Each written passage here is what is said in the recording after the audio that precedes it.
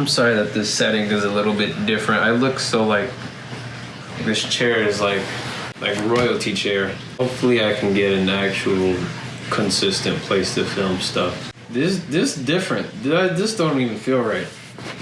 Anyway, how's it going, everybody? Maul the Runner here, and I'm back with another video. I hope that you enjoyed the last video that I watched. If you haven't, go check it out, or don't. It's really up to you. If it interests you though, please do check it out. And today I've got a review, another review. My reviews tend to do pretty well, so I'm gonna do one on my current running shoe, the Hoka One, or Hoka 11, or I don't know how to pronounce it, Clifton 6. I have bought this shoe not one, but 2 times now. I like this shoe that much. It's just a really great shoe. I also had the Clifton 5s about 2 years ago. I have about 800 miles of experience in these shoes, a little bit over. That's including the Clifton 5s, but with these two alone, it's probably more around 400 plus. I feel like I can give you a pretty decent and reasonable assessment of these shoes. And so without any further ado, let's get into the review. So let me tell you a little bit about my running style before I get into the meat and potatoes of the review, because depending on your running style, this shoe may feel a little bit different. Obviously, things are subjective, but I'm gonna be trying to look at this shoe from the most objective standpoint that I possibly can. So I tend to land mid to forefoot. I've got a relatively neutral arch, as well as a relatively neutral landing. Sometimes the outside of the outsole is a little bit more worn than the inside of the outsole. But yeah, that's my running style. So let's get into the specs of the shoe. The Clifton is about 9 ounces, and that's in a men's size 9. Mine are about 10.5 ounces, and that's because I wear a size 12. As you can see, my feet, the Hokas look huge, especially in a size 12. So yeah, the shoe's relatively light, especially for an everyday trainer. It's not too heavy. It doesn't feel that heavy. Once I put them on for the first time in the store, it was kind of surprising how light they were. I thought they were gonna be big, kind of slow, kind of bulky, but they weren't. Yeah, despite how they look, they're actually relatively light. It has a stack height of 33 millimeters in the heel and 28 millimeters in the forefoot. That makes for about a 5 millimeter drop. Talking more about the midsole, as you can see in the traditional Hoka style, the midsole is pretty tall and also what some to be considered pretty ugly. I don't think that these shoes are ugly. A lot of people do. A lot of people hate how bulky they look. I'm not gonna lie, it kind of grew on me. The aesthetics of the shoe really grew on me. I didn't really like the shoe when I first saw it like 4 or 5 years back, but this shoe, the Hokas, I really do like the style. The shoes come in about 9 different colorways, so there's probably some pair that exists out there that you're gonna like. This is one of Hoka's neutral shoes. It's also one of the more balanced shoes that they say on their website, which is pretty true. You're gonna notice this when you first put them on in the store, when you first try them on, that it's a nice balance. You would think that these shoes would be super soft just because of that really thick midsole, but that is not the case. They feel relatively responsive upon using them for the first few times. So you feel like this for the first 100 or so miles, but these shoes do become soft as they wear down. So this blue and yellow pair of Clifton 6s that I have, they have about what, 300 or 400 miles on them, 400 plus miles on them. And they're really soft. Like they wore down quite a bit. The midsole becomes really soft. The outsole begins to wear down. The rubberized grip tends to wear down. And speaking about the rubberized grip, their grip doesn't go across the entire outsole.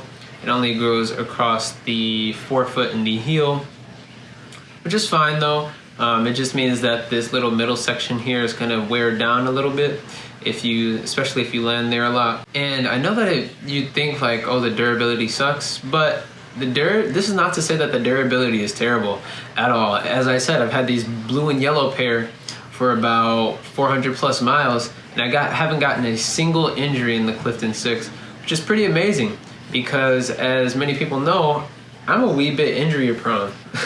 I've had quite a few injuries in the past, but but I haven't had a single issue in the Clifton 6, which is a little strange. Though my ankles, as normal with every pair of shoe that I have, do become sore when I'm running a lot.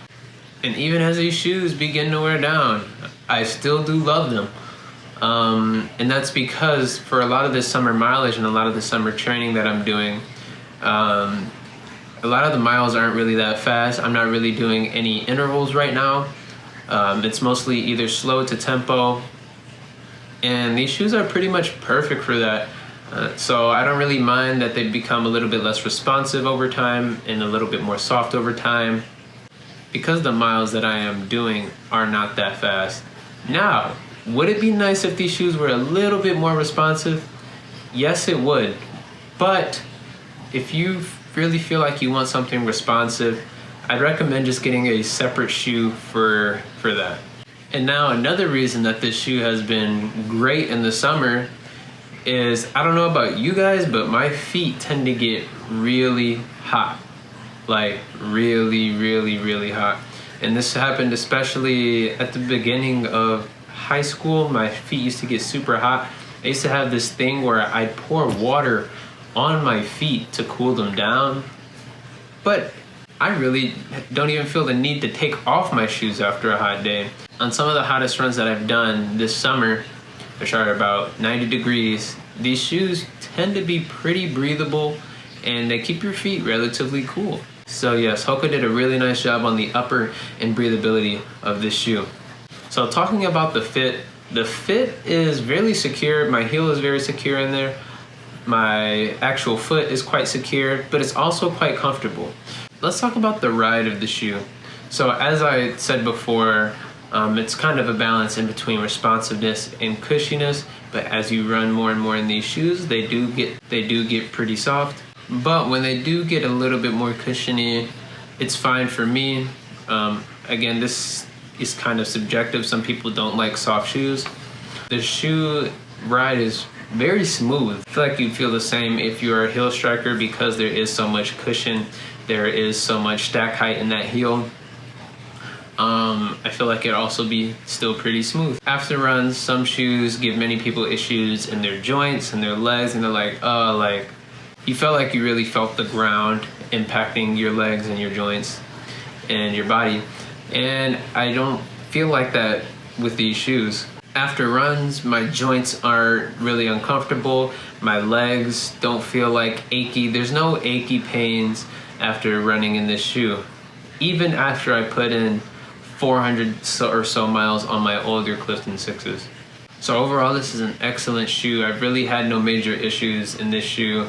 No major injuries. The fit is well. It rides very well. It's a pretty decent balance in between responsiveness and comfortability. I love this shoe. And so I'm gonna have another review coming out soon on the Pegasus 37. So I ordered them custom. I ordered them custom off of Nike's website. They should be coming pretty early July. So stay tuned for that. And yeah, anyway, I hope that you guys enjoyed this video. If you did, be sure to leave a rating. And also, if you have any criticisms, any questions, comments, or concerns, feel free to leave them in the comment section below.